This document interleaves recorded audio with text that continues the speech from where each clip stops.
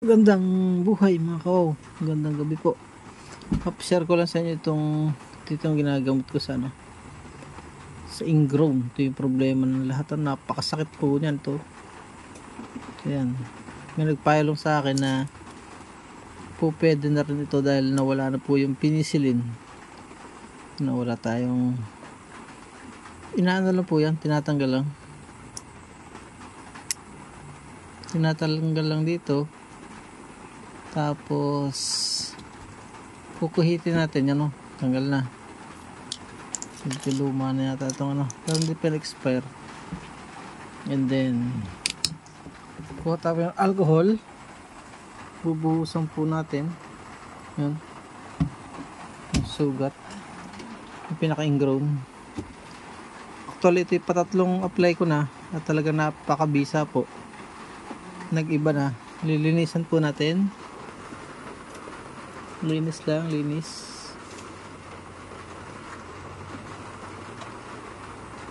Disclaimer, tayo po hindi health professional, tayo nag-share lang ng ating experience.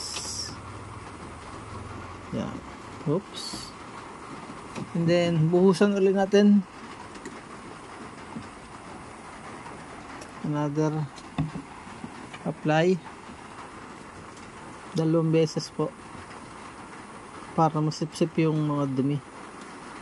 Kung kaya nyo iniper yung mga mas maganda, mas malapat. Hindi lang po tayo magaling maglinis. Okay, kita nyo madumi, medyo mabantot po yan. Tapos mga gagamit po tayo nitong pang nail polish, tawag dito, nipper ba to? Yan, kukuhit lang po tayo ng konti, kaunti lang po, yung kasya lang yun. Kuhitin natin yan, and then isisingit po natin.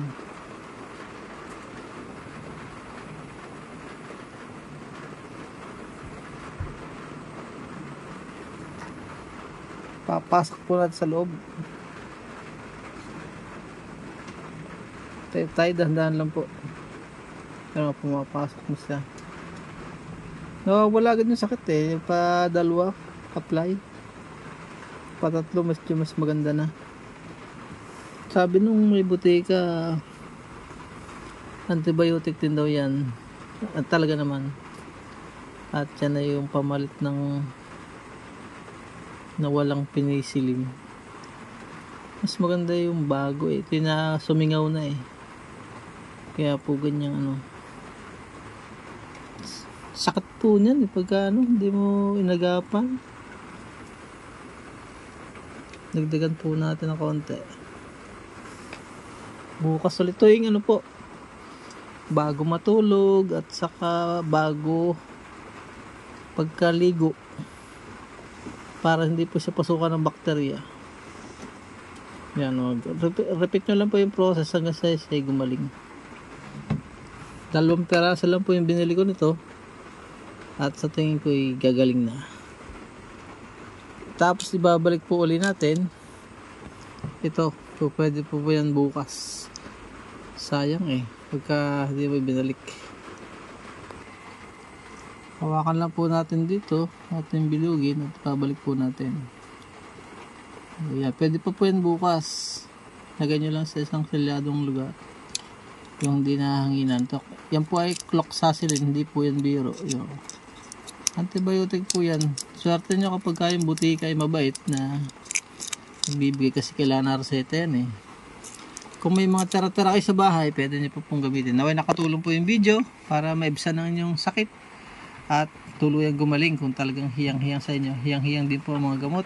Kaya samahan natin ng panalangin para ang gamot ay tumalab sa ating ingrown at makabalik po tayo sa normal na activity ng buhay. Paalam and God bless.